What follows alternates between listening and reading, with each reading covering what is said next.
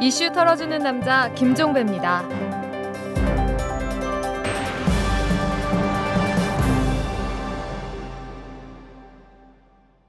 5월 27일 월요일입니다.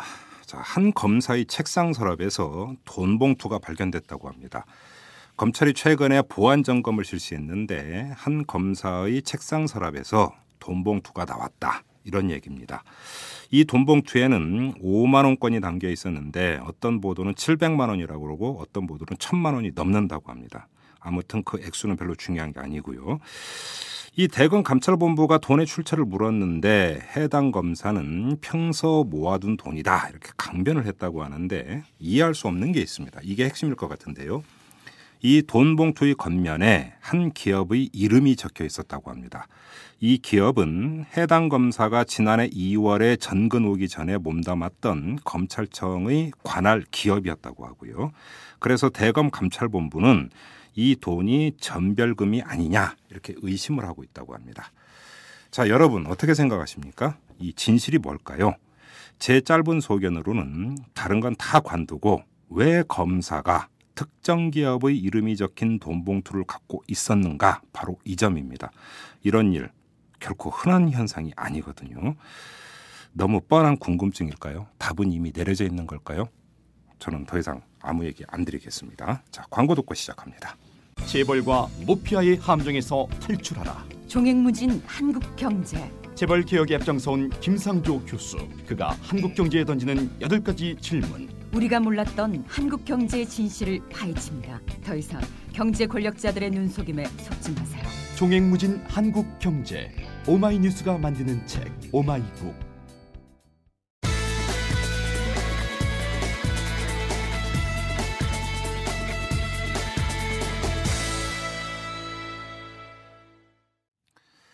검찰을 비롯한 사정기관이 총동원돼서 이 CJ그룹 이재현 총수 일가를 털고 있죠. 자, 요즘 나오는 뉴스를 보면 정말 초고강도 털기 같아 보이는데요. 자, 오늘 탈탈 인터뷰에선 이 문제를 알아보도록 하겠습니다. 세세한 의혹, 이걸 뭐 하나하나 지금 짚을 생각은 아니고요. 사정기관이 이전과는 정말 다르게 고강도 털기에 나선 배경, 이게 저희가 주목하는 포인트입니다. 그리고 혹시 이 과정에서 문제점은 없는지 이걸 한번 점검해 보도록 하겠습니다. 한겨레 신문의 곽정수 대기업 전문 기자를 전화로 연결합니다. 여보세요. 예, 안녕하세요. 네네, 안녕하세요. 자, 좀 전에 제가 말씀드린 대로 지금 그 검찰 수사, 검찰청 주변에서 나오고 있는 갖가지 의혹에 대해서는 여쭤보지를 않도록 하겠습니다. 이제 그러니까 흐름만 좀 한번 짚어봤으면 좋겠는데. 일각에서는 어떤 이야기를 하고 있냐면 검찰 수사가 박근혜 정부의 국정기조에 맞춘 이른바 코드 수사다 이런 이야기가 흘러나오고 있습니다. 이 점 어떻게 보십니까? 그 표현을 어떻게 할지는 모르겠지만, 네. 뭐 일정 부분 상당히 그 근거 있는 얘기다라는 생각을 합니다. 왜냐하면, 네. 그 박근혜 정부가 뭐 대선 과정에서도 그랬지만 출범 직후부터 네. 이 지하경제 양성화를 강조했잖아요. 그렇죠. 거기에 맞춰서 이제 국세청이 대기업의 역외 탈세에 대해서 엄단하겠다는 강력한 의지를 보였는데, 네. 사실 검찰 수사도 지금 뭐 굉장히 뭐 사방팔방으로 지금 의혹들이 확대되고는 있지만, 예. 일단 출발점은 해외 비자금, 예. 역외 탈세 예. 이런 쪽에서부터 시작됐거든요. 아하. 예. 그러니까 이거는 결국 이제 검찰 수사가 이 대통령의 어떤 정책 방향과 어떤 교류를 같이 하는 그런 측면이 분명히 있다고 볼 수 있겠죠. 아하. 네. 그런데 왜 유독 제일 먼저 CJ일까요? CJ에 대해서 혐의가 드러난 거겠죠. 아. 물론 이제 그와 관련해서는 여러 가지 지금 과연 그걸 순수하게 볼 수 있는 거냐 이런 얘기들이 나오고 있지만, 네. 일단 뭐 전 개인적으로 검찰이 자기네들 그 서랍 속에 CJ 관련 문건의 진작부터 갖고 언제 이걸로 써먹을까라고 주물럭주물럭 했다고 봐요. 어떤 근거로 그렇게 판단하십니까? 그럼 뭐 이미 이제 청취자분들도 뉴스상에서 이제 접한 분들도 있을 텐데, 네. CJ 이재현 회장이 비자금 관련 건은 예. 이미 2007년, 2008년에 검경 수사와 법원의 재판 과정에서 상당 부분 노출이 됐었어요. 당시에 이 회장의 그 차명 자금을 관리했던 소위 우리 이제 금고직이라고 하는데 네. 그 자금 팀장이 이하무개 씨라고만 얘기를 할게요. 예. 이 사람이 그 이재현 회장의 비자금을 운영하는 과정에서 예. 사채업자하고 거래를 했는데 사채업자가 이제 손실을 끼치니까 예. 그 자금 회수를 이제 하려고 당연히 했겠죠. 예. 회수가 어렵게 되자 뭐 이런저런 사정 때문에 이제 뭐 살인 청부를 했다 이런 혐의가 이제 제기가 됐어요. 예. 그래서 이제 그때 이 자금 관리인이 기소가 돼서 재판을 받았는데 네. 그 과정에서 이 사람이 이재현 회장의 그 비자금 규모에 대해서 언급을 한 거죠. 아하. 그리고 그 비자금에 대해서 국세청이 세무조사를 해서 약 1,700억 원 정도의 탈루 세금을 추징했다. 이런 내용이 이제 밝혀졌었거든요. 그때. 예. 근데 의문이 이제 그러면 그때 혐의가 상당 부분 드러났는데 네. 2007, 2008년이면 지금 5년 전이잖아요. 그렇죠. 그동안 사정당은 뭐 하고 있었냐 얘기죠. 예. 그러니까 이미 그 단계에서 이재현 총수 일가의 비자금 관련 그 증거라고 할까요? 혐의점을 상당 부분을 포착을 하고 있었다. 그런데 본격 수사는 하지 않고 있다가 이번에 이걸 이제 터는 거다 이런 말씀이시네요. 간단히 정리하면. 그렇다고 보이죠. 그리고 그것뿐만이 아니라 네. 뭐 의문점은 한두 가지가 아닌데 예를 들면 국세청도 마찬가지예요. 네.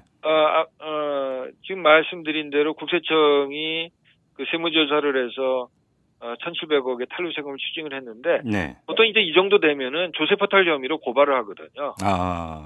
이제 검찰이 이제 본격적인 수사에 들어가죠. 예. 근데 그걸 안 했어요. 어허.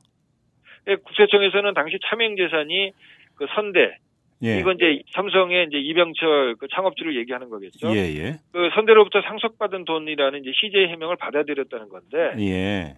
뭔가 석연치가 않고. 예. 그다음에 이제 당시에 이것도 이제 그 몇 년 지난 거니까 또 이제 기억이 가물가물할 수 있는데 검찰이 2009년에 그 박연차 전 태광실업 회장을 수사를 했습니다. 네네네. 보통 우리가 이제 박연차 게이트 뭐 이렇게 그렇죠. 그 과정에서 이 천신일 세중나무 회장, 세중나무 회장 이 사람이 그 이명박 전 대통령의 아주 절친으로 알려져 있잖아요. 그렇죠.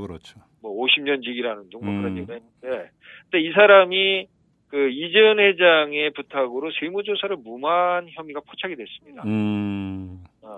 그래서 이제 그때 검찰이 이재현 회장을 3번이나 참고인으로 조사를 한 게 나중에 알려졌는데 당시한테 검찰이 이게 외부에 노출되지 않도록 상당히 신경을 썼어요. 그런데 어쨌든 간에 검찰이 그렇게 했는데도 그냥 특별한 조치를 하지 않고 넘어간 거죠. 자, 여기서 바로 주목거리가 이재현 회장이 고대 출신이라면서요. 그렇죠. 이게 그러니까 이명박 정부 내내 이재현 회장 일가에 대한 수사는 안 한 건데, 그러니까 묻어놓고 있었던 건데 이게 이른바 고대 인맥이 작동했을 가능성. 그러니까 한간에는 그런 얘기가 좀 흘러나오던데 어떻게 보세요, 그러면? 아니 뭐 충분히 가능성이 있는 게 천신일 회장도 고대잖아요. 그렇죠. 교우회장까지 지낸 사람이고. 대통령도 물론 고대고. 이게 고대 인맥으로 연결이 돼 있는 거죠.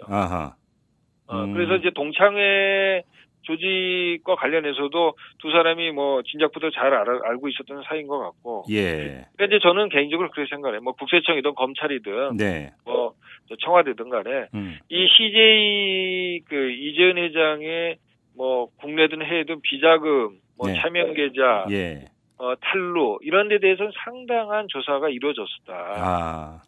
그런데 본격적으로 하지 않고 하여튼 파일로 갖고 있다가 이번에 확 터뜨린 거다. 그러니까요. 좀 복귀를 해보면 천신일 회장이 그 구속 기소됐던 것도 결국은 그 세무조사 무마 로비 때문 아니었습니까? 가장 핵심적인 게. 그렇죠. 그런데 이때 이재현 회장은 등장을 안 했단 말이죠.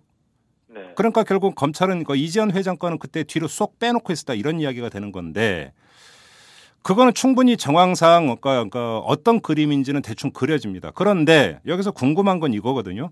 자, 박근혜 정부가 출범하자마자 검찰이 그러니까 칼을 빼들었는데 그 1차 겨냥 대상이 CJ다. 그러면 이것이 단순히 그때 당시에 검찰이 확보하고 있는 자료가 있었기 때문에 박근혜 정부하고 코드를 맞추기 위해서 일단 한 것이다라는 얘기까지는 충분히 이해가 되겠는데 그것 말고 또 다른 이유는 없을까요? CJ를 겨냥하고 있는? 몇 가지 이번에 그 검찰 수사를 놓고 몇 가지 그 한번 추정을 해볼 수 있을 것 같아요. 네.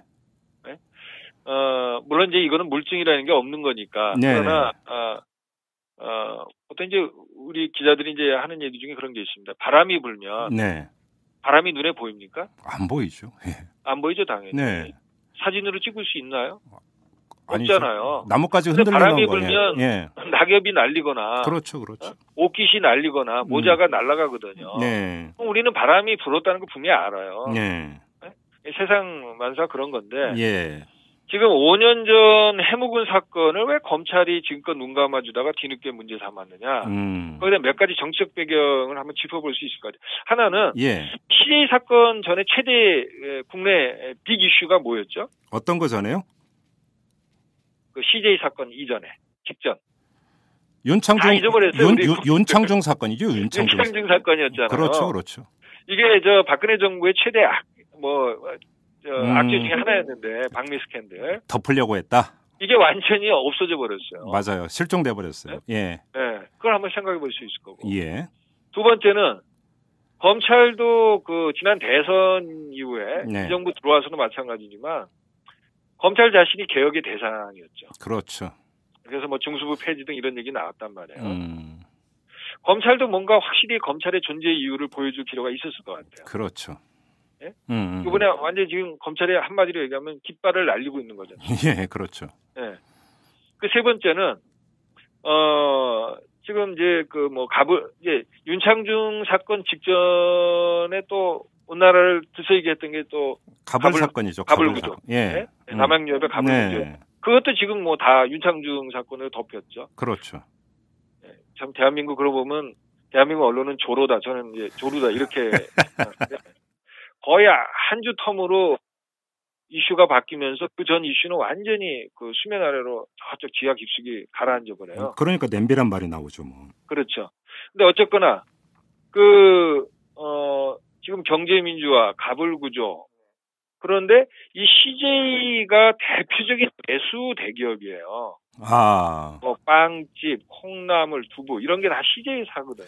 그렇네요, 진짜로. 예. 그래서 이제 골목 상권 침해 얘기가 나오면 CJ가 아주 민감합니다. 이게. 그래서 갈등이 많아요, 정부 정책하고. 예. 그다음에 뭐 최근에 밀가루, 설탕 등 이런 생필품 가격 인상과 관련해서 또 여론의 어떤 따가운 눈길도 받기도 했고요. 그렇죠. 예.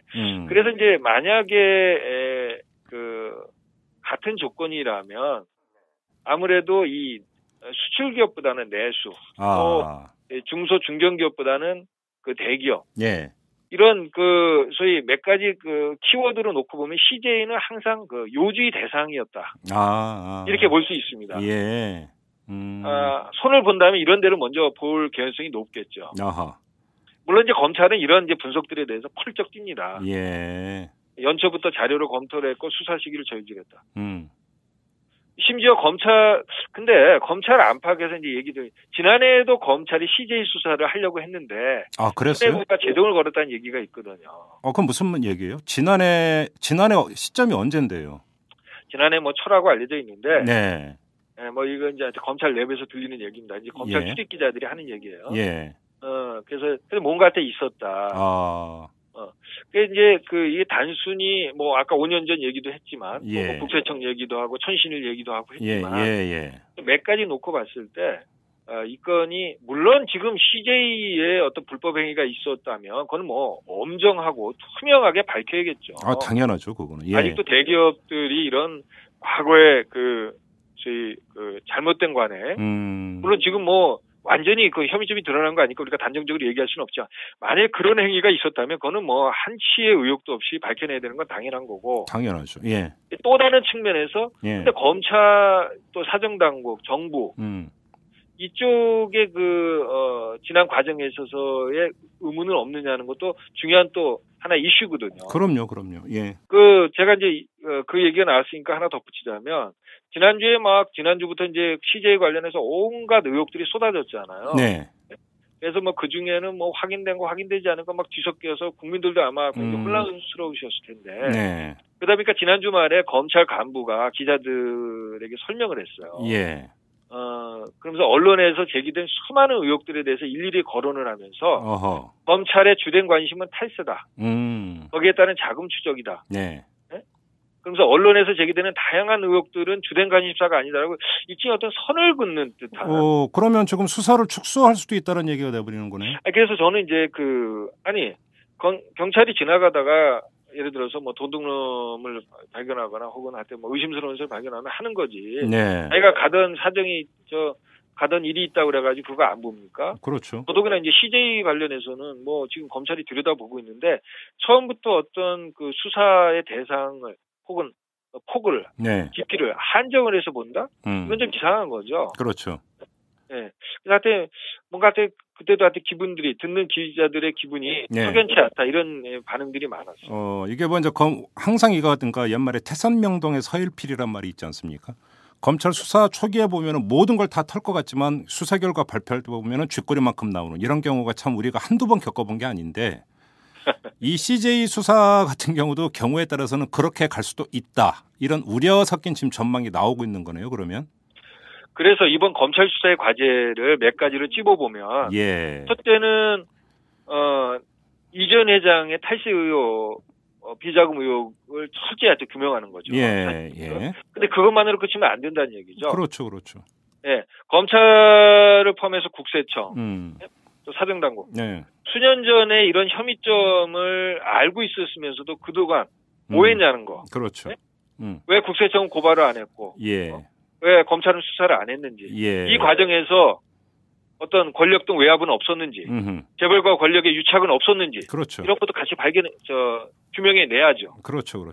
그리고 이제 제도적 과제도 있어요. 그러니까 지금 경제민주화 관련해서 불법을 저지른 재벌 총수들을 사법부가 이제 봐주기 판결을 한다 이런 지적이 있다 보니까 그것을 막기 위한 법 개정이 지금 이제 추진되고 있잖아요. 그렇죠. 근데 검찰도 마찬가지 이렇게 보면 이러면 수사 단계에서 이미 봐주고 덮고 뭐 파일로 만들어서 캐비넷에 넣어놓고 이런 짓을 하지 못하도록 하는 것 이것도 역시 개혁 과제거든요. 그렇죠.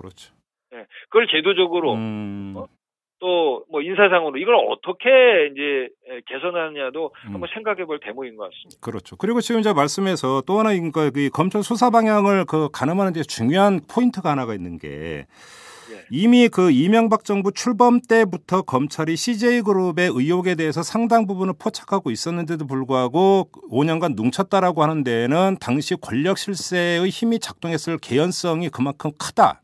이걸로도 연결이 되는 것 아니겠습니까? 지금 우리 같이 나눈 과정에서 나온 사람들 이름으로 봐도 그렇죠. 그런 의심을 완전히 저버릴 수가 없어요. 그런데 이제 문제는 이제 이미 나온 천신일 세종나무 회장 말고 다른 사람이 만약에 등장을 하고 검찰이 이것까지 캔다고 한다면 박근혜 정부가 MB 정부에 대해서 사법적 그러니까 이 단죄를 내리는 이런 결과로 빚어질 수도 있는 거고 여기에는 상당히 큰 정치적 함의가 깔려 있는 거거든요. 그 정치적으로 또 그런 의미가 있겠네요. 그렇죠. 그렇기 때문에 이것은 사실상 정치적인 조율 대상이 된다 해가지고 바로 검찰이 그래서 여기까지 칠 수 있겠느냐라고 하는데 지금까지 뭐냐면 그 전망이 엇갈리고 있는 건데 이건 그냥 체크 포인트로만 확인하고 좀 넘어가도록 하겠습니다.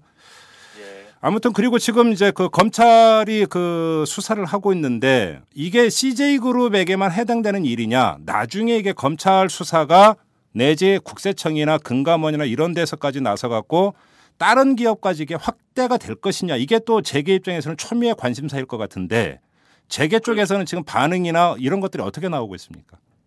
사실은 이제 그 수사 초기에 그 금융정보분석원이라고 그 자금의 이상 흐름이 있을 때 이제 그 체크하는 기관인데 거기서 관련 자료를 검찰에 넘겼다 그러잖아요. 그런데 이 CJ뿐만 아니라 거기에 다른 대기업들도 포함되어 있다 이런 게 이제 언론 보도에 나왔었어요. 그래서 이제 영문 이니셜로 뭐 H 뭐 또 다른 HL 뭐 이런 데들이 나왔는데 그래서 실제 이제 기자들이 그 이니셜이 지칭하는 것으로 추정되는 기업들에게 물어봤는데 뭐 발칵 뒤집히고 난리가 났죠. 우리가 아니라 아니 왜 우리 그 이름이 뭐 다른 저기도 있지 않냐 뭐 그쪽에 물어봐라 우리가 아니다 뭐 이렇게 해가지고 서로 뭐 화살을 돌리는 뭐 그런 얘기들이 나오고 근데 제가 이제 정경련 쪽에 이제 이거 관련해서 좀 물어보고도 그랬는데 사실 이제 6월이 사실은 경제민주화의 어떤 분수령이 되는 시점이에요. 뭐냐면 지금 4월에 관련 경제민주화법 개정 문제가 마무리가 안 되고 6월로 다 넘어가 버렸어요. 그렇죠. 네. 대표적인 게 뭐 총수일가 일감 몰아 규제 같은 건데, 그렇죠, 뭐 그렇죠. 수단주택 규제 이런 것다 6월 국회 넘어갔는데 그래서 이 6월이 소위 입법 대전이 될 것이라는 예상이 많아요. 맞아요. 예. 재계에서는 그래서 지금 그걸 어떻게 방어할 거냐 갖고 이제 막 했는데 예. 지금 이 사건이 탕 터졌단 말이에요. 그렇죠. 더더기나 지금 또 뉴스타파에서 발표를 하고 있습니다만 오늘도 뭐 발표한다고 그러고 네. 그 해외 조세피난처에서 페이퍼 컴퍼니 그 갖고 있는 사람들 명단을 공개한다고 그러잖아요. 네네. 근데 재계로 보면 지금 상당히 악재죠. 그렇죠. 그래서 이게 또 정치적으로 연결이 되는 거예요. 이거를 이제 이게 재계의 향후 6월 저희 입법 대전에 재계 대응에 어떤 영향을 또 미칠 거냐. 당연하겠죠. 예. 네, 또 이제 그런 얘기들이 지금 사실 나오고 있습니다. 예. 그러니까 결국은 재계 입장에서는 예의주시하지 않을 수 없는. 부담스러운 거죠. 지금. 그렇죠. 이게 이제 특정 기업에게 그러니까 이게 화살이 오느냐 안 오느냐의 문제도 있지만 재계 전반에 경제민주화 입법이 또 어떻게 되느냐라는 큰 지형의 문제도 있는 거잖아요. 결국은. 그렇죠. 이렇게 본다면 CJ그룹 수사가 이제 그 6월 전에 마무리되느냐 안 되느냐의 문제가 남아있긴 하지만 수사 결과에 따라서 6월 입법 대전에 미치는 영향도 상당히 크다고 봐야 되는 것 아니겠습니까? 그렇게 본다면? 그렇죠. 그렇게 보는 게 상식적인 것 같습니다. 지금. 그렇게 될 것 같고요. 자, 지금 말씀하셨으니까 좀 별도로 좀 여쭤볼게. 지금 뉴스타파가 지난주에 조세피난처의 페이퍼 컴퍼니를 설립한 몇몇 재벌 총수 일가의 명단을 공개를 했고 오늘 2차 명단을 공개를 한다고 하는데 그다음에 또 뉴스에 따르면 국세청은 또 별도 라인으로 이거를 그러니까 입수를 해서 이제 본격적인 조사에 들어간다는 보도도 나왔어요. 네. 자, 이게 경제민주화 그러니까 이거하고 어느 정도의 직접적인 상관성을 갖고 있을 거라고 전망을 하십니까? 어느 정도라고 보면 양쪽으로 이렇게 딱 특정 지을 수는 없지만 네. 영향을 미칠 거로 봐야 되지 않겠습니까? 지금 CJ 조사도 그렇고 네. 또 CJ의 이제 혐의점 중에 이제 해외 비자금 운용 문제가 있잖아요. 그렇죠. 탈세 문제가 그렇죠. 있고. 그렇죠. 물론 조세피난처의 페이퍼 컴퍼니를 만들었다 그래서 그거 자체가 바로 불법이 되는 건 아닙니다. 여러 가지 사업상 필요에 의해서 기업들이 페이퍼 컴퍼니를 만들어서 운영을 하는데. 네. 근데 이제 문제는 그 중에는 이제 탈세 목적으로. 네네. 하는 부분이 분명히 있는 거죠. 그렇죠. 근데 그런 부분이 이제 자꾸 이제 공개가 되면. 네. 물론 이제 거기서 이제 옥석을 가려야 되겠지만. 예. 관련된 기업이라든가 예. 혹은 기업의 대주주, 총수 일가 이런 부분들이 당연히 비판의 대상에 올라가지 않겠습니까? 그렇겠죠. 예. 이제 남양 유업 사건이 터졌을 때도 결국 우리 사회의 경제적 강자가 약자에 대해서 부당한 횡포를 부리는 것. 네. 그렇게 하면서 전체적으로 경제민주화하고 연결이 됐고 또 갑을 구조 청산을 위한 또 후속 법 개정 문제도 논의되는 것처럼 이 전체가 사실은 우리 사회가 안고 있는 경제민주화 과제 네. 이런 거하고 큰 틀에서 연결이 되는 거거든요. 대기업들의 잘못된 관행들, 총수일가의 어떤 사익 추구 문제 다 연관이 되는 거니까. 그렇죠. 그런데 지금 잠깐 언급을 하셨는데 좀 정리가 필요한데 조세피난처의 페이퍼 컴퍼니를 만들었다 해서 그것이 곧 불법이고 곧 탈세로 연결되고 이러는 건 아니죠? 그렇죠. 예. 그러니까 예를 들면 예. 이런 어떤 예가 제일 적정할까요? 이런 게 있을 수 있겠네요. 그러니까 일부 나라의 경우에는 네. 여러분 이제 주식시장에다가 상장을 하지 않습니까? 기업을. 예. 그래서 주식 거래를 하는데 네. 그 상장을 하는데 이런 조세 피난처를 통해서 우회 상장을 하면 그 당장 비용이나 예. 혹은 시간 예. 이 상당히 단축되는 그런 나라들이 있어요. 대표적으로 홍콩하고 영국이 꼽히는데. 그래요? 그래서 예. 이런 기술적인 부분 차원에서도 이 조세피처의 페이퍼 컴퍼니가 활용된다고 해요. 이건 제가 국세청의 이 분야에 아주 정통한 분한테 얘기 드린 거니까 정확할 것 같은데. 근데 문제는 그러다 보니까 이 대기업들이 실명으로 가지고 있는 페이퍼 컴퍼니들은 거의 문제 소지가 없다고 그래요. 지금 일부 언론에는 무슨 조세피처의 페이퍼 컴퍼니에 들어가 있는 돈이 뭐 수조 규모니 뭐 어쩌니 이런 얘기들이 나오잖아요. 네네네. 그 중에 상당 부분, 특히 법인 명의, 대기업 명의의 그 자금은 문제될 게 없는 거죠. 왜냐하면 그건 조세 당국이 이미 다 파악하고 있는 거니까. 아하. 보고 있는데 저 탈세하겠어요? 그래, 바보가. 다 신고했는데. 예. 그런 거는 아니고. 예. 지금 문제는 조세 당국에게는 숨겼던. 예. 여러분 개인 명의의 페이퍼 컴퍼니 이런 거는 상당 부분 의심할 소지가 있다는 거예요. 아하. 예. 그래서 이제 뉴스타파에서도 사실은 1차 공개한 사람들이 개인들이잖아요. 그렇죠. 그건 상당히 의미가 있는 거죠. 그래서 그 사람들이 여러분 그 페이퍼 컴퍼니를 만들면 거기 이제 돈이 이제 설립 자금이 들어가는데 운영 자금이 들어가는데 그 자금이 만약에 국내에서 빠져나간 거라면 네. 빠져나갈 때 투자 신고를 해야 되거든요. 외국화 관리법에 의해서. 예. 그 신고를 제대로 했는지 여부. 또 현지에서 자금을 운영하는 과정에서 이익이 발생했다면 그 이익에 대해서 제대로 세금 신고를 했는지 여부. 그렇죠. 뭐 이런 것들이 이제 향후 이제 그 우리 정부에서 확인할 대목이라는 거죠. 예, 알겠습니다. 자, 이제 마무리 삼아야 될 것 같은데, 그러니까 마지막 질문 이걸 드릴게요. 지금 그 곽정수 대기업 전문 기자께서는 6월이 되면 아마 그 경제민주화 입법 대전이 벌어질 것이다라고 전망을 하셨어요. 그리고 그 과정에서 1년에 지금 어떤 그 이 경제 사회적인 의제의 흐름을 그러니까 정리를 해 주셨는데, 근데 지금까지 나온 흐름만 놓고 보면 경제민주화 입법에 뭔가 이 그 밑자락을 깔고 분위기를 업시킬 수 있는 그런 흐름인 것 같지만 과연 경제민주화 입법이 그렇게 제대로 되겠느냐에 대해서 또 회의적인 시각도 많아요. 곽정수 기자께서는 어떻게 전망하십니까? 6월 입법 대전을. 참 그 부분이 지금 관심의 대상인 것 같아요. 지금 그 벌써 여야 대표들이 네. 기선 싸움을 하잖아요. 그렇죠. 하는데 사실은 뭐 저는 어떤 전망보다도 예. 이게 대단히 중요하다는 말씀을 좀 드리고 싶어요. 네. 왜 그러냐면 이번에 6월 이제 어차피 지금 경제민주화 관련 입법은 여야야의 구분이 없잖아요. 예. 그리고 박근혜 정부도 주요 국정과제로 그 부분을 다 지금 포함시키고 있거든요. 네. 정부도 그런 입법화를 위해서 노력을 하고 있고. 예. 그런데 만약에 이번에 4월에 이어서 6월에도 그 경제민주화는 입법이 제대로 이루어지지 않는다면 어떤 일이 벌어질까를 한번 생각해 볼 필요가 있어요. 그러면 결국은 정기국회로 넘어간다는 거거든요. 그렇죠. 그래서 다행히도 정기국회에서 입법이 된다 한들 네. 그건 올해 말입니다. 그렇죠. 그런데 법이라는 게 법만 만들었다고 바로 시행되는 게 아니에요. 그렇죠. 시행령이나 시행규칙 등 이런 하위 법 규정을 따라 만들어야 돼요. 그렇죠. 통상 그걸 만드는데 한 6개월 정도가 걸리거든요. 그렇죠. 그러면 내년 여름이 됩니다. 하반기나 돼야 이제 그 예. 시행이 그런데 된다. 그때가 된다고 해서 바로 또 법 그 효과가 나는 게 아니에요. 대개 정부가 법이 이렇게 시행이 되면 한 1년 정도는 시행 결과를 지켜봅니다. 그래서 1년 정도 지난 다음에 제대로 됐는지를 소위 실태 점검을 해요. 그래서 거기서 이제 잘못된 부분은 바로잡고 보완할 부분은 보완하고 뭐 이렇게 가거든요. 네. 그렇게 치면 어떻게 됩니까? 2년 반이 훌쩍 지나고 내년 여름에서 다시 또 1년이 흘러간다는 얘기예요. 그렇죠. 그럼 2015년 여름이거든요. 이미 그때 가면 정권이 바뀌는 문제가 논의가 될 거예요. 그렇죠.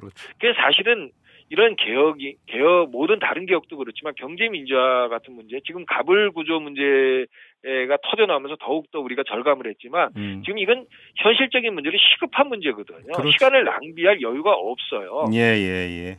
네, 그래서 이번 6월이 굉장히 중요하다. 예. 그거를 정치권도 그렇고 우리 국민들도 잘 인식을 해야 될 것이다. 이런 생각을 해봅니다. 알겠습니다. 자, 여기서 마무리하겠습니다. 오늘 말씀 잘 들었습니다. 예, 감사합니다. 네.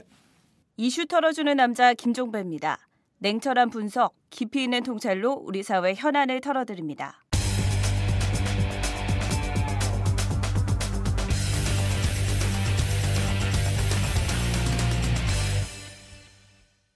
자, 매주 월요일의 고정 코너입니다. 돈, 권력, 군사. 이 코너의 주인공이시죠. 김종대 디펜스 21 플러스 편집장 모셨습니다. 어서 오십시오. 네, 안녕하세요. 비가 쏟아지고 있습니다. 우중을 뚫고 이렇게 오셨습니다. 글쎄 말입니다. 먼 길을. 네. 비 오는 상암동 아주 아름답습니다. 운치 있고. 아, 그래요? 네. 보여드릴 수가 없으니 우리 청취자 여러분에게. 뭐 이 산골짜기가 뭐가 아름답다고 또. 그러니까 언제 TV로 바꿔야 돼. 그래요? 야외 비 오는 날 야외 방송할까 그럼? 아유, 좋지요. 예. 우산 쓰고? 예. 그 말이 씨가 되는 수가 있어요. 자, 들어가 보겠습니다. 오늘 어떤 얘기를 한번 풀어가 볼까요? 그러니까 오늘은 그동안 좀 구체적인 뭐 이렇게 어떤 그 구체적인 사람의 생활과 관련된 군 얘기를 많이 드렸는데 오늘은 좀 약간 추상화하겠습니다. 그러니까 무기와 전쟁입니다. 주제가. 어이구 어렵네. 사실 무기가 발전하면 전쟁 양상이 달라지고 일반적으로 그렇게 생각을 하죠. 그것이 또 국제 정치를 바꾸고. 그렇죠. 이러는데 한반도에서는 그게 어떤 의미가 있는가? 이런 점이 이제 관심사죠. 특히 요즘 우리 무기 도입 많이 하는데 이렇게 되면 뭐가 달라지나? 그래요. 그러면 첫 질문 이걸 한번 드릴게요. 우리나라가 지금 그 무기 수입국 랭킹 안에 들죠? 지금은 뭐 거의 5위권 안에 들고요. 그렇죠. 미국 무기 수입 이제 1위국은 뭐 따놓은 당상이죠. 지금 전 세계 국방비가 뭐 대개 보면 아시아 태평양을 제외하고는 다 줄어들고 있어요. 그렇죠, 그렇죠. 중동에도 이제는 사우디 정도 또 UAE 정도 이렇게 무기 도입하는 국가들이 있지만 옛날에는 우리가 10위권만 들어도 소리가 나왔습니다. 제가 국방에 처음 관심 갖던 90년대만 하더라도 한국이 무기 도입 10위권이다 이러면 대단하다 그랬거든요. 근데 지금 거의 1위예요. 거의. 그 중에서도 미국 무기 도입 국가 1위는 이제 따놓은 당상이고요. 이제 전 세계에서 무기 중개상들이 바라보기에 한국은 극동의 진주다. 여기처럼 장이 잘 쓴 데가 없어요. 극동의 진주란 말은 왠지 어감은 좋은데. 내용은 영 아니네. 영 아니죠. 그렇죠. 생돈 나간다는 얘기잖아요. 3, 4월에 한반도 전쟁 위기 때. 미국의 방위산업체 주식값 오른 거 보십시오. 전부 20%, 30%. 그때 그랬어요? 네. 미국의 방위사업체가? 그렇죠. 전에 방송에서 한번 말씀드린 겁니다. 하나의 쇼케이스로 작동했다. 첨단 무기가 지난 10년간 활약한 게 거의 없었는데 핵으로 촉발된 한반도 위기에 미국이 핵심 무기를 투입하면서 다시 첨단 무기에 대한 어떤 그 좌절감이 기대감으로 변했다. 이런 의미에서 쇼케이스였고 그것이 하나의 어떤 무기 군수 기업에 있어서는 대단한 축복이었죠. 제가 불편한 진실을 하나 말씀드리면 이 현대 강대국들 이렇게 어떤 그 부국들이 대부분 전쟁으로 그렇게 국력이 강해졌다는 건 참 불편한 진실이에요. 그렇죠, 사실은 이른바 제국주의 정책을 펴면서. 그렇죠. 미국 같은 경우는 대공황 때 약 800만 명의 실업자가 신규로 발생했고 산업시설의 50%가 놀았어요. 그게 2차 세계대전으로 많이 다시 부흥이 된 거 아닙니까? 그렇죠. 이게 전시경제로 전환되니까 완전 고용을 달성했습니다. 이게 전후의 호황으로 그대로 연결되고요. 맞아요. 일본의 경우에는 전후의 그 메가더의 점령 정책이 그 일본의 경제를 재건시키지 않겠다는 거였어요. 한국전이 살렸지. 그렇죠. 그래서 뒤에 그 한국 전쟁이 발생하자 일본의 외화 수입의 60%가 한국 전쟁 특수였습니다. 그렇죠. 그래서 이걸 천우라 그랬죠. 하늘이 내려준 기회라고. 참. 우리 입장에서 들으면 상당히 기분 나쁜 얘기죠. 열받죠. 그렇죠. 그러니까 하나의 어떤 전쟁이라는 것은 그 전쟁이 일어난 나라의 국민들이 끊임없이 희생되고 피를 흘리지만 이것이 누구에게는 돈벌이 기회가 됐죠. 그렇죠. 참 기분 나쁜 진실이에요. 불편한 진실 이전에 상당히 기분 나쁜 진실입니다. 기분 나쁜 진실입니다. 그런데 우리도 베트남전으로 사실은 사실 또 그렇게 따지면 그렇네. 그런 면에서 국제 정치라는 게 20세기엔 분쟁을 중심으로 형성된 국제 질서인데 어떤 국제 정치에서 이 국제 질서에서의 어떤 그 국가에 양보할 수 없는 이익이 충돌하는 지점 이게 바로 분쟁이 발생하는 지점인데 이걸 중심으로 해서 어떤 그 양극 체제, 패권 체제가 형성돼 왔고 또한 이것을 상시적으로 유지 관리하는 전쟁 경제가 일상화됐다. 어느 정도 이것이 하나의 경제를 떠받치는 중요한 축으로 작용하면서 이제는 어떤 무기 생산과 전쟁 가능성이라는 것이 20세기 국제 정치를 쭉 유지해간 하나의 흐름이라고 볼 수 있겠어요. 아주 중요한. 근데 지금 이제 그 김종대 편집장께서 말씀하시고자 하는 본류는 우리가 지금 무기 도입국, 그러니까 특히 미국 무기 도입국, 그러니까 세계 1위라는 건데 그렇다고 M16 사오는 거 아니잖아요. 재래식 무기 사오는 게 아니고 주로 첨단 무기를 사드리는데 이게 한반도 상황에서 과연 그 써먹을 수 있고 효과적인 무기 도입이냐 바로 이걸 제기하시는 겁니까? 그렇습니다. 이제 그 지금은 뭐 스텔스 전투기라고 알려진 제 5세대 무기 뭔가 이제는 그 과거에 미국에 팔라 그래도 안 팔던 무기를 이제는 사라는 압력을 받고 있어요. 예. 많이 변한 거죠. 예. 이걸 한국의 지위가 높아진 걸로 착각하시는 분들 많아요. 네. 근데 왜 박근혜 대통령이 미국 가면 환대받고 예. 왜 이렇게 우리 한국이 중요한 어떤 그 동맹국으로 대접을 받느냐 하면은 예.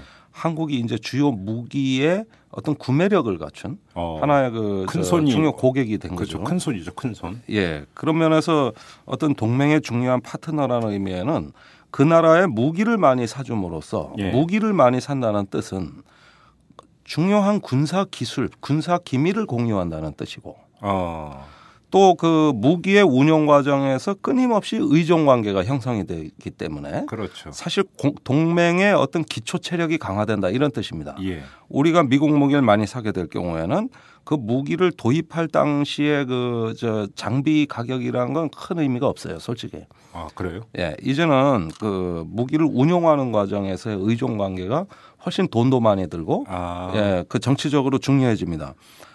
예를 들면은 프린터 살 때 프린터 싸게 준다고 좋아한다고. 잉크 값이 더 비싸요. 잉크 값이. 토너 값으로 다 나간다고. 맞아요. 예. 결국은 이제는 돈 벌어 먹는 게 달라졌다고요. 무기도 그렇다. 무기도 그렇다. 예. 예.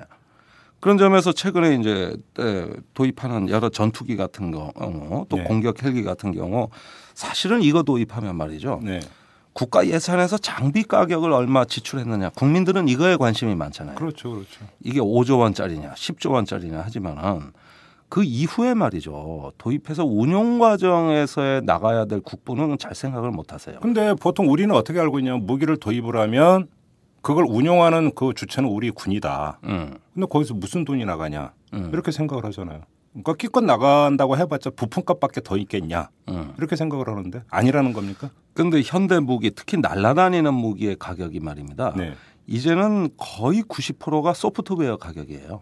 아. 우리 휴대폰 보라고. 휴대폰 초창기 버전. 예. 그 우산같이 생겨서 접어서 다니는 초창기 휴대폰. 예. 그땐 기계값이 70%였어요. 예. 지금 스마트폰 보십시오. 예. 기계값은 얼마 안 되고 거기에 내장된 시스템, 어플, 각종 기능 이 소프트웨어 가격이 70%가 넘는다고. 그 무료 앱 내려받으면 되긴 하는데. 근데 그 무기에서는 무료가 별로 없는 거죠. 없어요.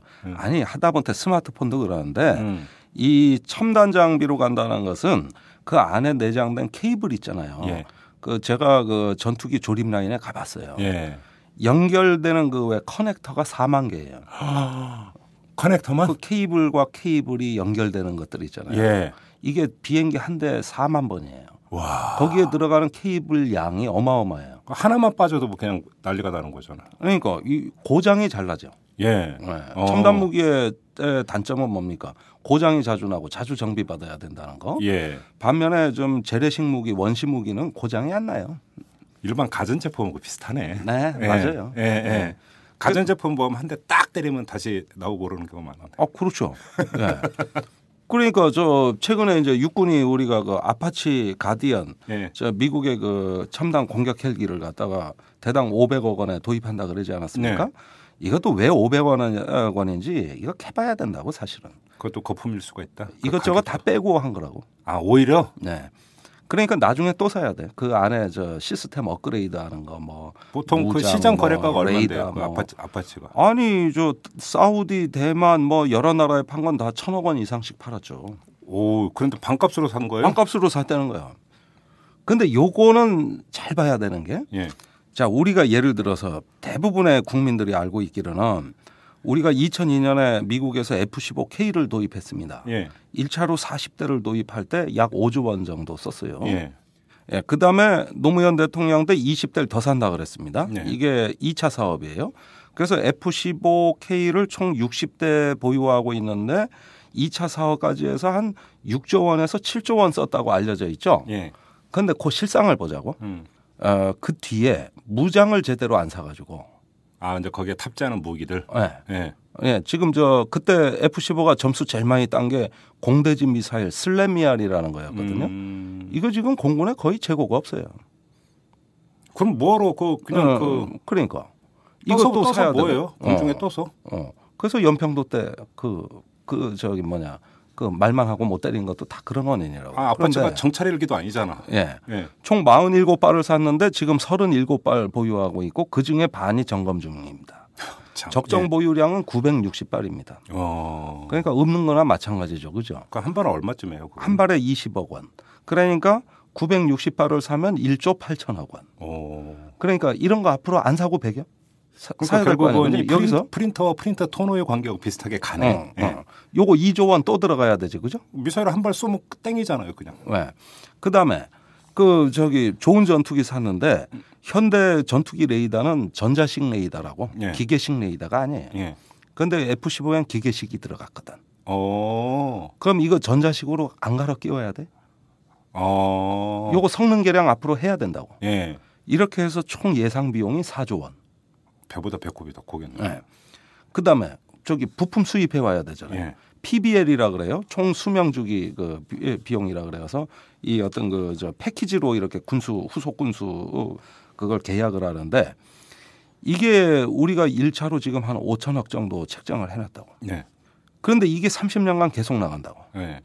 이러다 보면은 제 계산으로는 F-15K의 60대에 쓴 돈이 15조 원이라고. 그러니까 그 비행기 도입 가격은 한 6, 7조 원인데 거기에 그러니까 유지 운용 비용으로 쓴 건 15조고 15조가 들어가야 되고 이건 뭐 성능 개량 또 업그레이드 뭐 또 그다음에 이제 무장 이런 거 장착하는 거죠. 이런 것들 하면은 15조는 들여야 초기 구입 비용 포함해서 이게 제대로 된 전투기라고 할 수 있다고요. 근데 요런 거 다 빼고 초기엔 산다고. 그러니까 착시 현상을 불러일으키는 거예요. 싸게 산 것처럼. 지금 아파치가 그래요. 자, 그다음에 올해 또 전투기 산다는 거 아닙니까? FX 3차 사업. 이제 미국제 F-35 또 F-15 사일런트 이글 그다음에 유로파이터 타이푼 이 3개 기종이 경쟁 중이잖아요. 저번에 우리가 초기 한번 짚었죠. 그거 짚었는데 요즘 돌아가는 꼴을 보니까 요번엔 무장은 다 뺀대. 그럼 뭐야 그게? 껍데기만 사오겠다는 거예요. 아니 그러니까 비행기가 공중에서 그러니까 육탄전 벌이는 것도 아니고. 그러니까. 탑재할 수 있는 무기를 빼고 사면 그 뭔 필요가 있어요? 무장 뺀다는 거예요. 나중에 별도 사업으로 간다는 거지. 그러면은 자 지금 8조 3천억 원에 이거를 60대 구매하겠다는 건데 국가재정법에 의하면은 20%가 가격이 상승이 되면 사업 재검토란 말입니다. 그럼 9조 9천억 원에 무조건 사야 돼요. 이 가격에 맞춰야 돼. 그러려면은 이것저것 빼야 돼. 사양을. 이것저것 빼고 나면서 껍데기만 사는 거는 그렇게 돈 많이 안 들어요.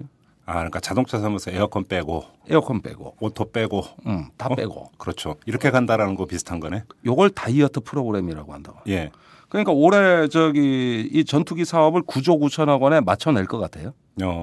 그리고 협상 잘했다고 청와대 거짓말 할 거라고. 방사청이. 근데 제가 여기서 하나 여쭤볼게요. 그러니까 이게 뭔가 지금 잘못되어 있다는 건 인정을 하겠는데 근데 국방부나 이런 군 당국에서는 다른 게 아니라 예산 범위 안에서 하려고 하다 보니까 순차적으로 단계적으로 간다. 이렇게 좋게 해석할 여지는 없는 겁니까? 자, 전투기를 왜 사는 걸 알아야 돼요.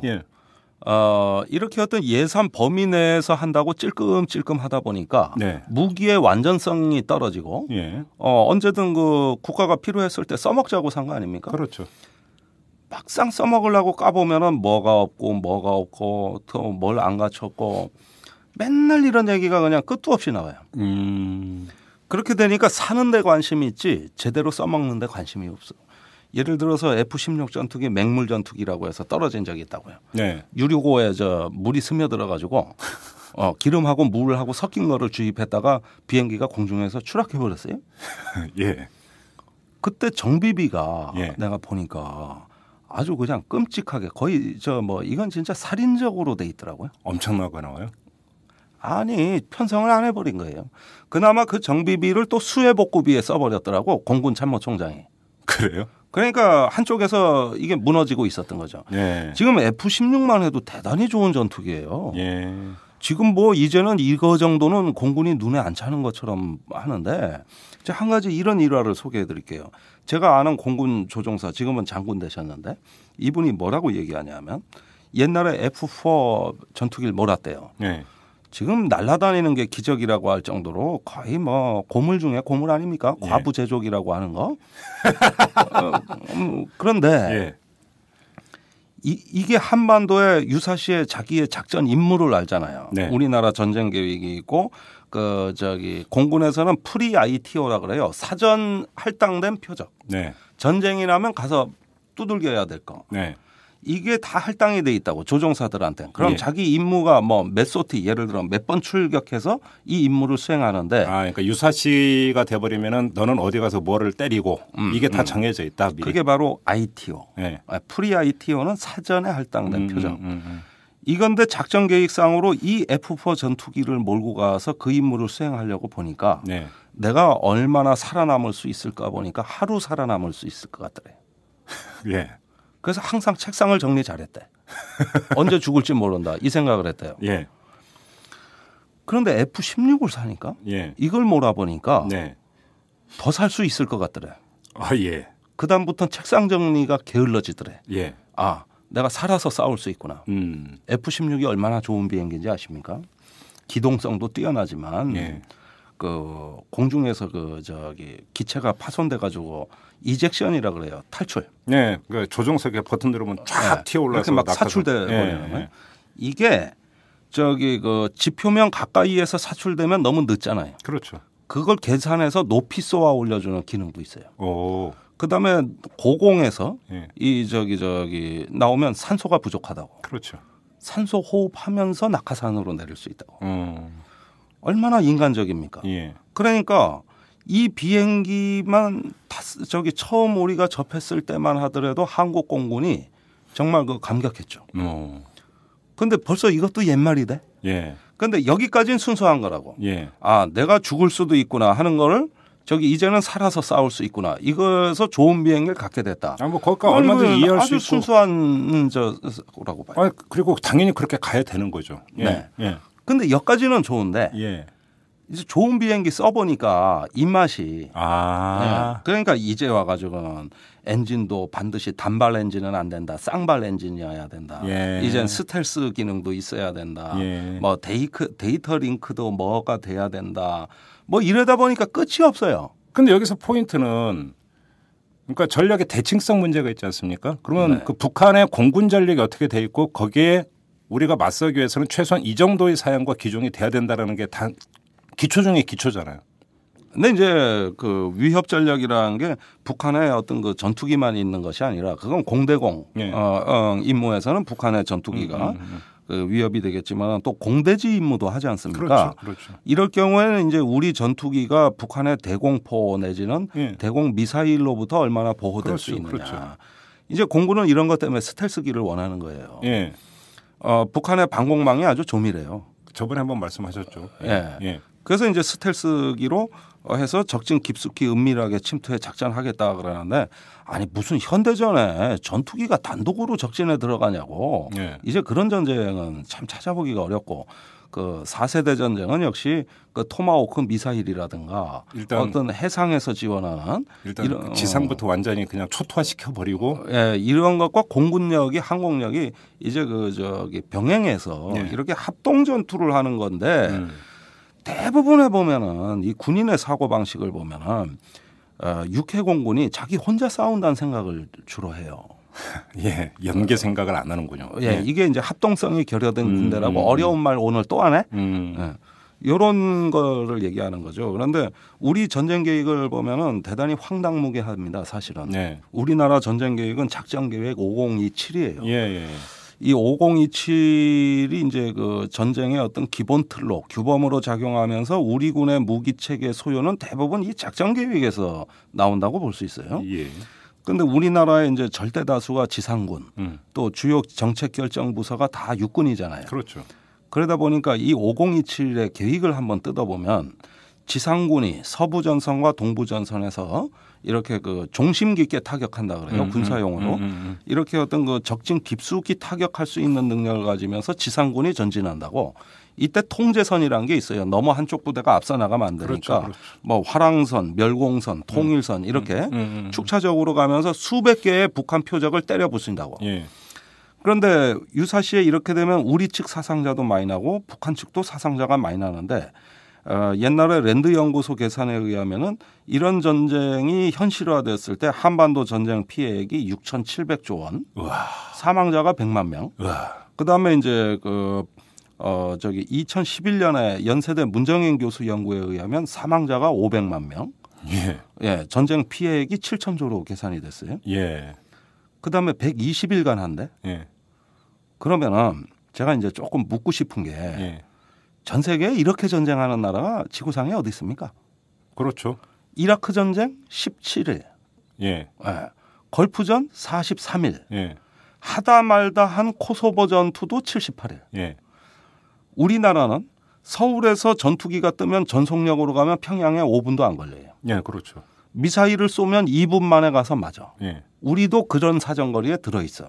그런데 어떻게 개선이 120일간 전쟁이 지속된다는 개선이 어떻게 나와요? 그러니까 지상군 전쟁을 하는 거고 해공군은 밖에서 지원만 하는 걸로 계획을 짜니까 이런 식으로. 그러면 이렇게 전쟁하면은 지지는 않겠지. 예. 이기긴 하겠지. 근데 뭐 그 500만 명이 죽고 나서 이기고 지는 게 무슨 의미가 있어요? 그게. 이겨도 지는 전쟁이에요. 그렇죠. 예. 현대 전쟁은 전쟁 승리뿐만이 목적이 아니라 덜 죽이고 덜 피해 보는 거. 근데 여기서 제가 궁금증이 하나 생기는데 그렇게 본다면 당연히 해외 공군의 전력을 강화를 해가지고 진짜 전쟁이 발발하면 안 되죠. 무슨 일이 있어도 안 되는데 만약에 발발을 한다는 최대한 단기간에 최대한 인명의 손실을 줄여가면서 하기 위해서는 해외 공군 전력을 강화를 해야 되는 거잖아요. 네. 그런데 그러려면은 첨단 무기를 도입을 해야 되는 거잖아요. 첨단 무기는 필요하죠. 예. 자, 그 전제는 지상군을 줄인다는 전제하에서입니다. 예. 예. 우리가 전방에 육군 30만 명 깔아놨어요. 네. 예. 그다음에 이제 후방 예비대까지 해가지고 또 동원 예비군이 있고 네. 이렇게 해가지고 이런 식으로 밀고 올라가는 전쟁. 예. 이렇게 되다 보니까 지상 전력 위주로 엄청난 무기 소요가 지금 계획화되고 있다고. 예. 전차, 자주포, 장갑차, 예. 뭐 다연장포. 예. 뭐 이런 또 이번에 아파치 헬기 이런 건 뭐냐면은 이 지상군이 그 타격할 수 있는 타격거리를 늘리자는 뜻이에요. 이걸 종신 깊게 타격한다. 즉 앞에 있는 적만 타격하는 것이 아니라 그 적 뒤에 있는 후방제대까지 타격하면서 올라가겠다. 네. 이런 전쟁 방식이란 말입니다. 그러나 해공군은 그런 전쟁을 안 하겠죠. 예. 무슨 이렇게 어떤 선으로 그 개념이 그런 게 아니라 어떤 거점, 중심을 보겠죠. 예. 그래가지고 중심을 파괴해 버리겠죠. 예. 그렇게 하는 거지 이렇게 선으로 밀고 올라가는 개념이 아니란 말입니다. 그러면 밀고 올라간 지점에 공군기가 떠 있나? 그렇죠. 어차피 자기가 뜬 대로 되돌아와야지. 그렇죠. 그러니까 가서 중심만 때리는 거예요. 이게 현대전입니다. 그런데 명색이 현대전을 공부하셨다는 국방부 합참이 지상군 위주로 돼 있다 보니까 이 패러다임이 안 바뀌어. 그래가지고 한국군의 너절너절한 무기 체계가 육해공군이 다 따로 가는데 그중에 지상군이 우선이라고. 그러니까 그럼 공군 입장에서는 비행기 껍데기만 사들이고 무기는 탑재할 무기는 못 사들이는 그러니까 이런 현상이 빚어지는 거예요. 우리나라 공군을 보면은 이제 쓰나미형 위기가 몰려오고 있다고 저는 보는 게. 네. 조종사는 조기에 유출된 민항기로 가버리죠. 그렇죠. 뭐 무더기 전역 사태가 나죠. 전투기는 산다 그러는데 천정부지로 값은 뛰죠. 이번에 차기 전투기가 거의 대당 2천억을 지금 호가하고 있고요. 네. 그다음에 운영비 이거 앞으로 공군 예산으로 어떻게 버티냐고. 거기에다 한국형 전투기는 또 무슨 돈으로 개발하고.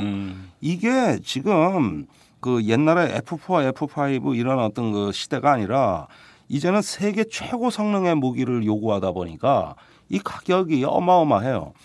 그래서 그 미국의 미 해군 제독 출신 노먼 어거스틴이라는 사람이 재밌는 말을 했는데 그 사람이 1997년에 출판한 어거스틴의 법칙, 어거스틴스 로우라는 데서 16번째 법칙으로 이런 얘기를 합니다. 2차 대전 이후로 비행기 가격의 상승 그래프를 보면은 이렇게 거의 규칙적으로 비행기 가격이 기하급수적으로 상승해 왔다. 이 추세가 계속됐을 때 2054년이 되면 미국의 국방부는 단 한 대의 전투기를 도입하는데 한 대 전투기를 사서 육군이 3일 반 쓰고 공군이 3일 반 쓰고 이런 시대가 온다. 이 현대 어떤 그 무기의 천문학적인 어떤 가격 상승이라는 게 이게 농담 삼아 얘기했지만 지금 그 예언대로 돼가고 있어요. 이렇게 되다 보니까 이 첨단 무기의 어떤 그 왜 이렇게 값이 비싸냐고 많이들 의문시하시는데 사실은 그 첨단 기술이라는 게 값이 싸진다는 무어의 법칙이 있지 않습니까? 그렇죠. 반도체 가격이 매 2년마다 반으로 줄고 그렇죠. 맞아요. 그 기억 용량은 2배로 늘어난다는 법칙이에요. 이렇게 돼가지고 난공불락의 기술적 과제가 어느 날 갑자기 해결되는 걸 무어의 법칙이라고 한다고. 예. 그러면서 반도체 가격이 계속 싸져요. 근데 무기의 경우에는 정확히 그 반대로 길을 걸어왔다고. 도대체 왜 그러는 거예요? 독점 때문에 그런 거예요? 이게 말이죠. 너무 첨단을 지향하다 보니까 그 안에 내장된 시스템이 점점 복잡해지기 시작을 하는 거예요. 아까 그 연결된 케이블 커넥터가 4만 개라 그랬잖아요. 네. 여기에다가 이제 탑재하는 그 최첨단의 어떤 그 군사 기술, 예. 그 다음에 그 조립하는 거 보면 다 수제, 이 명품 수제 조립이라고 이게. 오. 예, 이게 기계가 조립이 안 된다고. 예. 비행기라는 건 용접이 없잖아요. 다 네. 나사로 조여야 된다고. 그렇죠. 예. 이 나사로 조이는 기술 하나도 우리가 보기엔 별거 아니지만 꽤 어려운 기술이에요. 근데 직각으로 박아야 되니까. 자동차도 이제 디지털화 되면서 네. 거기서 이제 그 디지털 체계에서의 오류가 발생을 해가지고 뭐 이제 급발진 사고 같은 경우도 이제 그 풍설에 의하면 원인 중에 하나가 디지털 어디선가의 지금 오류 때문이다. 이런 얘기가 있잖아요. 네. 비행기에는 급발진 이런 거 없나요? 오류? 아니 지금 예를 들어 F-35가 그런 경우 개발 과정에서 그 문제가 나타나고 있는 거죠. 아직 저기 그 출시도 안 된 비행기죠. 그게 저번에 말씀하신. 네, 요즘 맨날 시험 비행하고 있잖아요. 예. 그게 F-35 라이트닝 2라고. 우리말로 얘기하면 번개 2라고. 예. 근데 낙뢰에 대책이 없다는 거 아니야 이 비행기가. 무슨 라이트닝에 대한 대책이 없어. 그럼 벼락 쓸 때는 못 뜨네. 지금은 그 대책 없다는 거 아니야. 예. 이거 보완해야죠 앞으로. 예. 예. 피레침을 달든지. 예. 그러니까 항상 이 첨단의 역설은 뭐냐 하면은 우리가 그 스텔스라는 최첨단을 지향할 때 예기치 않은 아주 원시적 문제에 부딪히는 경우가 있다고요. 맞아요. 예. 예. 낙뢰 대책이 없다는데 라이트닝 2가 왜 라이트닝의 대책이 안 돼? 네. 이런 거. 그다음에 이제 그 사실은 스텔스기는 주로 밤에만 떠요. 왜요? 속도가 느려요. 아 그래요? 네. 지금 무장량도 무장 탑재량도 제일 적고. 네. 그러니까 마하 이하라고 솔직히. 그냥 레이더에 안 잡힌다는 거 외에는 별로 뭐 성능이 좋은 건 아니네. 레이더에는 안 잡히는데 육안으로 보인다고. 느리니까. 예, 예. 그러니까 뭐 밤에 은밀하게 떠가지고 예. 아무도 모를 때 잠잘 때 예. 쥐두새도 모르게 가서 그냥 싹 타격해버리고 오는 거지. 레이더에 걸릴 걱정 안 하면 올빼미 비행기구나. 그러니까. 오히려 F-15가 낫지.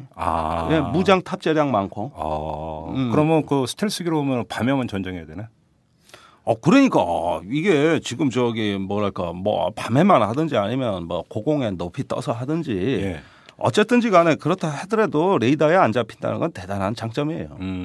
우리가 공군기는 육안으로 공중전은 못 하잖아요, 솔직히. 그렇죠. 예, 요즘은 멀리 보고 먼저 쏘는 게 이기니까.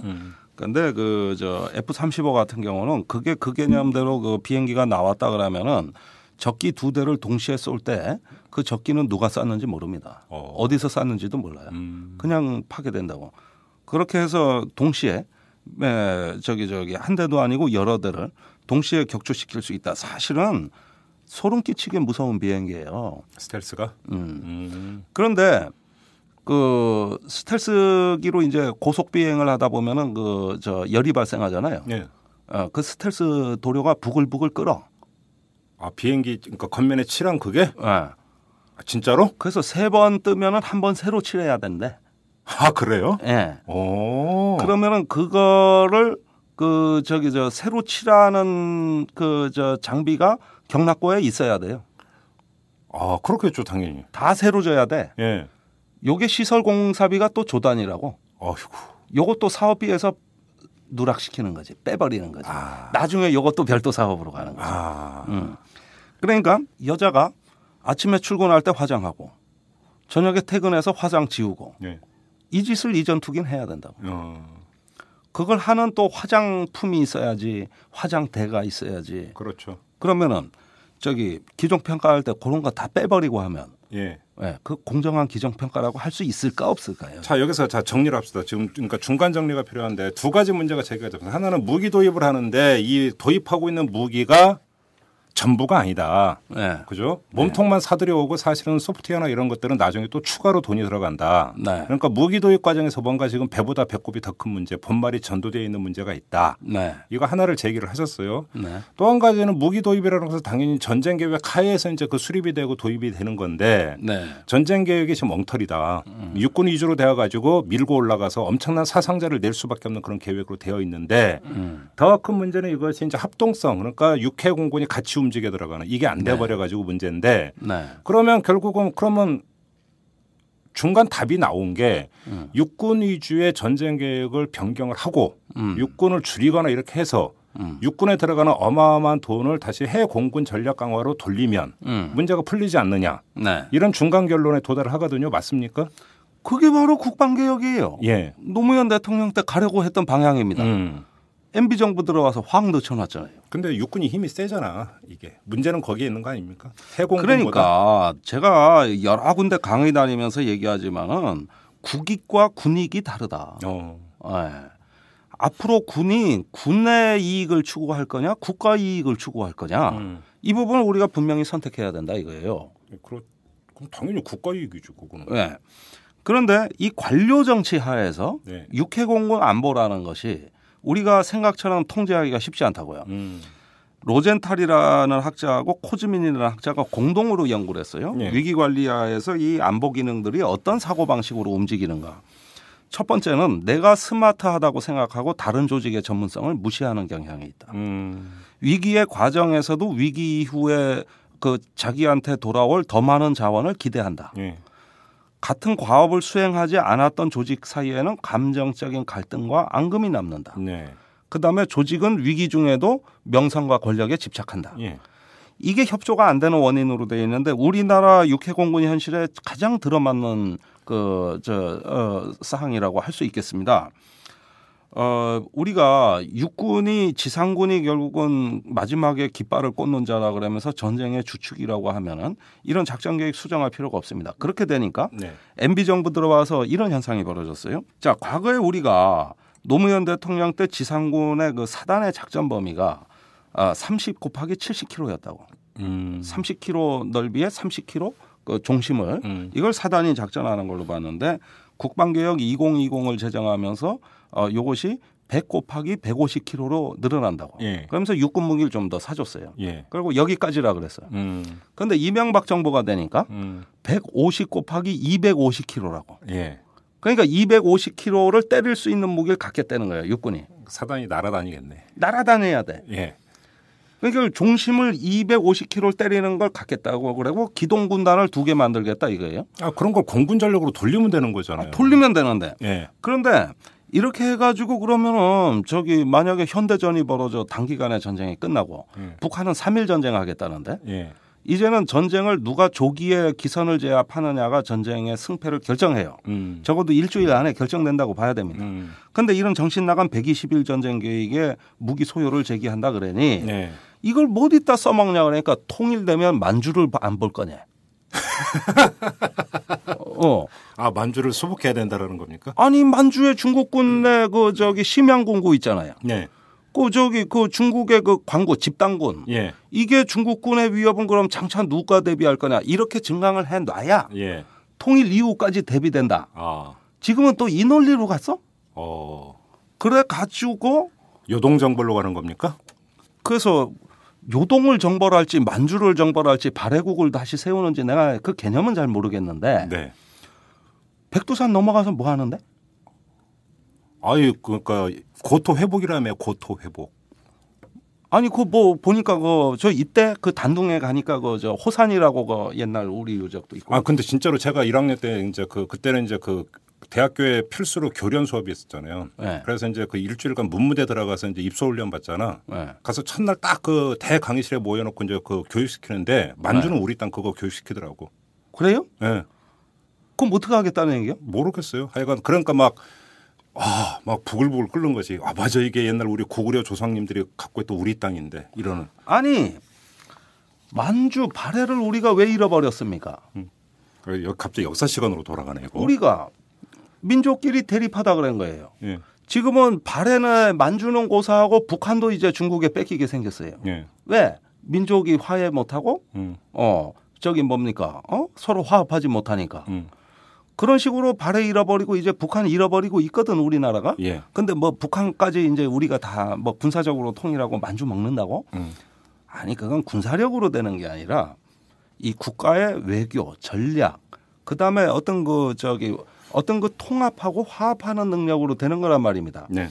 120일간 때려 부수면 한반도에 뭐가 남아? 그렇지. 석기 시대로 돌아가는데 거기서 무슨 전력으로 또 중국 그 얘기가 어떻게 성립이 되겠어요? 네. 이건 전쟁의 과거 이미지가 안 없어지고 남아서 작용을 하는 건데 예. 우리가 과거에 한국 전쟁 때 북한 전차에 아주 실렸어요. 맞아요. 엄청 고생했어요. 예, 맞아요. 그래서 전차 많이 가져야 된다는 게 그 다음에 한국군의 정신으로 베꼈다. 한이었지. 한이었지. 예. 그리고 지금도 그렇게 밀고 올라가는 이거거든요. 예, 우리 할아버지 때 얘기입니다. 사실 이게. 그렇죠. 근데 전쟁 이미지가 한번 설정이 되면 안 바뀐단 말이에요. 예. 거기에 또 많은 종사자들이 생기니까 그 조직의 이익이 됐단 말이에요. 이게 바로 국가 이익이 아니라 군익이라는 거라고 할 수 있는 거죠. 마무리를 좀 해야 될 것 같은데 결국은 그 핵심 중에 핵심 고리는 결국은 전쟁 계획. 이게 완전히 고래적 전쟁 계획을 그대로 유지하고 있음으로써 육군 편중이 나타나고 이러다 보니까 해외 공군의 어떤 첨단 무기를 도입해 들어가는데 엄청난 지금 방해 요인이 되고 있는 거고 전체적으로 우리 군 전력의 상승 효과는 거두지를 못하고 있는 거고 네. 이렇게 가는 거 아니겠습니까? 맨날 제자리 걸음. 핵심은 결국은 이 그 전쟁 계획이라는 거 엉터리라고 하는 이 전쟁 계획에 있다 이 얘기잖아요. 과거에는 의미가 있었는데 예. 이제 현대적으로 패러다임을 바꿔야 된다. 그렇죠. 예. 예. 지금 북한도 싸우는 방법을 바꿨다는데 왜 우리만 안 바뀌어? 뭐 예를 들어서 근데 그게 가상이 아니라 이라크전이나 이런 걸 보면은 실제로 우리가 다 목격을 했잖아요. 이라크전이 목격을 했죠. 그렇죠. 항공모함에서 때려버리고 그다음에 전투기 가서 해버리고 그 다음에 육군 전력이 들어가는 거지. 육군 전력이 가서 진지 구축하고 야금야금 먹어 들어가는 이런 게 아니잖아. 그러니까 우리가 왜 무기를 도입하는 걸 알아야 돼요. 첫 번째는 국가 이익을 수호하기 위해서고 네. 두 번째는 무기의 본질적인 목적은 우리 전투원의 생명 가치를 고양하면서 그렇죠. 그러면서 효과적으로 전쟁을 덜 죽고 덜 죽이면서 네. 그다음에 가급적이면 피해를 줄이면서 종결할 수 있는 능력을 갖기 위해서 무기를 도입하는 것이지 뭐 자기 똥폼 잡으려고 보여주기 위해서 하는 게 아니다. 그렇죠, 그렇죠. 그런 점에서는 이 작전 계획을 제로 베이스에서 재검토해서 우리가 과연 미래 한반도에서 어떤 전쟁을 가져가는 건지 전장에 대한 인식이 나와야 되는데 한국군 장성들은 전장에 대한 인식이 없어요. 알겠습니다. 대충 이제 그림은 그려지고 있습니다. 좀 전에도 정리를 했다시피 핵심은 옛날 버전의 전쟁 계획 여기에 있습니다. 자, 오늘 여기서 마무리하도록 하겠습니다. 고맙습니다. 네, 고맙습니다. 안녕하세요. 오마이뉴스 대표 오연호입니다. 오늘 방송 잘 들으셨나요? 오마이뉴스는 10만인 클럽 회원 여러분의 후원으로 이탈남을 제작하고 있습니다. 오마이TV의 대선 올레도 10만인 클럽 덕분이었습니다. 이탈남과 오마이TV 더 열심히 하겠습니다. 여러분이 제작자입니다. 월 10,000원에 참여 10만인 클럽 회원이 되어 주십시오. 오마이뉴스 첫 화면에서 직접 가입하시거나 02-733-5505 내선 274번으로 전화 주시면 담당 직원이 안내해 드립니다. 지금 7,500명입니다. 함께해 주십시오. 감사합니다. 네, 앞서서 CJ그룹에 대한 검찰의 고강도 수사를 짚었는데요. 이 CJ그룹이 어떤 비위를 저질렀느냐, 검찰 수사 결과가 어떻게 나오느냐 이것도 체크 포인트입니다만 더 근본적인 문제는 곽정수 기자가 그렇게 강조했던 오는 6월의 경제민주화 입법 대전인 것 같습니다. 그 여하에 따라서 제2의 CJ그룹이 나오느냐 안 나오느냐 이게 결국은 결정이 되는 것 아니겠습니까? 근본을 바꿔야죠. 구조를 바꿔야 되는 것이고요. 이렇게 본다면 검찰 수사 이후의 공은 국회로 넘어가게 됩니다. 경제민주화 대선 과정에서 여야 가리지 않고 그렇게 떠들어댔는데 제대로 할 수 있을까요? 여러분 두 눈 부릅뜨고 지켜보도록 합시다. 자, 이만 마치겠습니다. 지금까지 이탈남 김종배였습니다.